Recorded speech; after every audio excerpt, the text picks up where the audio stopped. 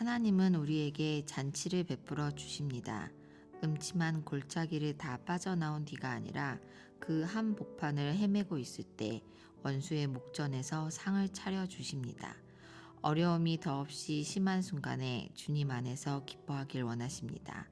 혹시 목자라고 말씀은 하시지만 정작 현실에는 어두우시지 않을까요? 천만의 말씀입니다. 양의 처지가 된다는 게 무엇을 뜻하는지 정확히 아는 목자는 예수님 뿐입니다. 지금 우리가 어떤 일들을 겪고 있는지, 앞으로 어떤 길을 지나게 될지, 심지어 어떤 안내자도 되돌릴 수 없는 죽음 그 자체까지 속속들이 파악하고 계십니다.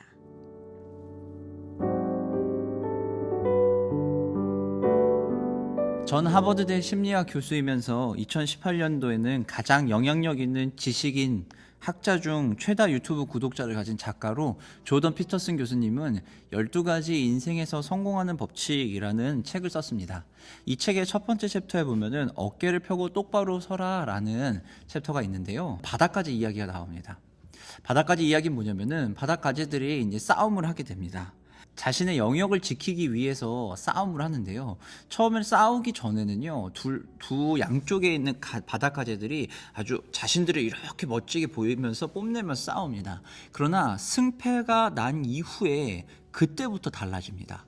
승패가 난 이후에는 승리자였던 바닷가재는 여전히 당당하고 위풍당당한 반면에 패자인 바닷가재는요, 어깨가 움츠려들고 그리고 꾸부정하게 이렇게 있으면서 굉장히 의기소침해 있다고 합니다. 자기를 싸워서 이긴 그 바닥까지하고는 다시 싸우지 않으려고 합니다. 과학자들은 이것에 대해서 신경 구조 분석을 했습니다.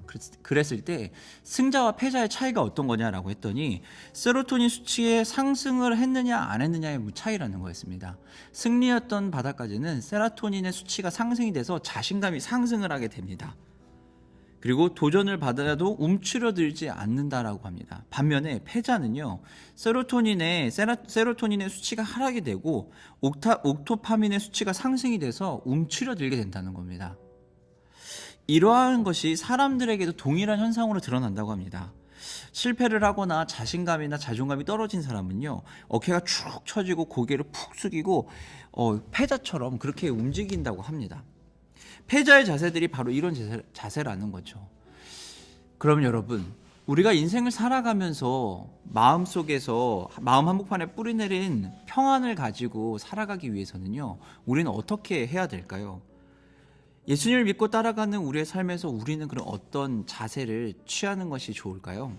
우리 그리스도인들은요, 마음 한복판에 뿌리를 내린 평안함으로 살아가는 자들입니다.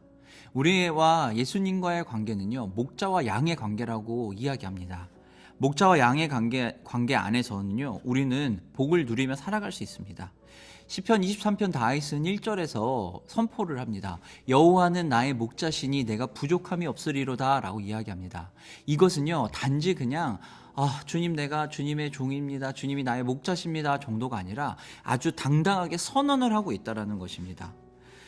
다윗은 나는 양입니다. 그러나 나의 목자 되신 여호와께서 나를 이끌어 주실 겁니다 라고 하면서 선언적으로 이야기하고 있다는 것입니다. 목자와 양의 관계가 절대적으로 의존적인 관계를 가지고 있기 때문에 양인 시인은요, 목자 되신 하나님을, 여호와를 더 전적으로 의지하겠다라고 선언을 하는 겁니다. 그리고 절대적 의존과 절대 신뢰, 그리고 안정감 안에서 살아가겠다는 겁니다. 여호와는 어떤 분일까요? 오늘 시편 23편에서 여호와는요, 언약적 이름의 여호와입니다. 우리가 흔히 아도나이라고 부르는 이름인데요, 언약적 이름입니다. 이 언약적 이름은요, 하나님과 이스라엘 백성과의 언약에 근거한 신앙 고백, 그것이 바로 언약적 이름을 가진 여호와 아도나이의 의미입니다. 즉 다시 말해서요, 하나님이 나의 하나님이시다 라고 이야기하는 것입니다.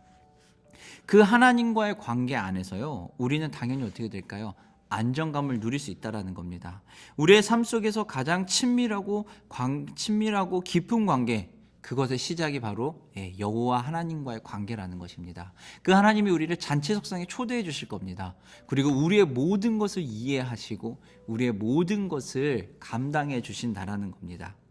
양의 처지를 우리가 있다는 것은요, 우리가 목자를 전적으로 의지한다는 것은 다른 것이 아니라 양의 처지를 가장 잘 아시는 분이 하나님이시라는 겁니다.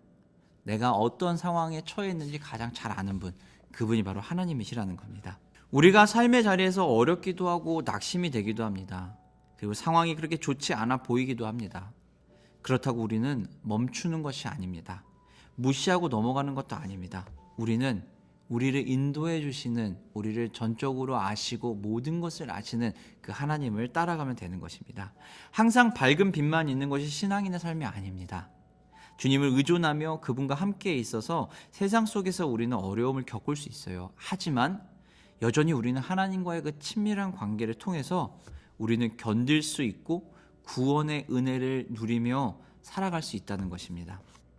그럼 사랑하는 성도 여러분, 우리는 하나님을 더욱더 의지하며 살아가야 합니다. 주님의 사랑이 우리를 더욱더 인도해 주실 것입니다. 오늘의 말씀 묵상을 마무리하도록 하겠습니다.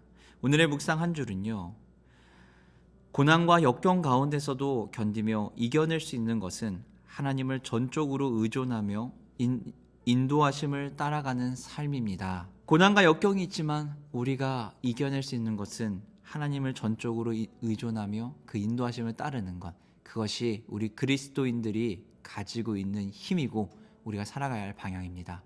오늘 하루의 삶 속에서 그러한 주님을 바라보며 인도하시는 그 주님을 바라보며 나아가시기를 주님의 이름으로 축원합니다.